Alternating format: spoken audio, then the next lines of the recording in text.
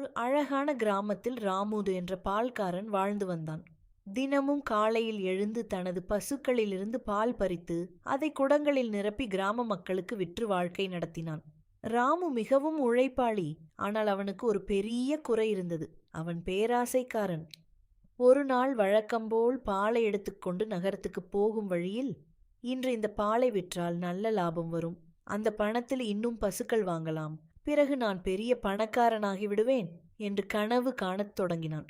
அவன் எண்ணங்கள் அதிகரித்து கொண்டே போனது. பெரிய வீடு, நிறைய பணம் என்று கற்பனை செய்து மகிழ்ந்தான். அந்த கனவுகளில் மூழ்கிய ராமு பாதையை கவனிக்கவில்லை.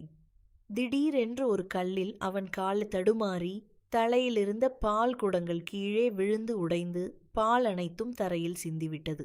அதைக் கண்டு ராமு மிகவும் வருந்தினான். ஐயோ, பேராசைப்பட்டதால்தான் இப்படி நடந்தது என்று உணர்ந்தான். அந்த நாளிலிருந்து ராமு தனது வேலையில் கவனமாக இருந்து அளவுக்கு மீறிய ஆசை வேண்டாம் என்று முடிவு செய்தான்.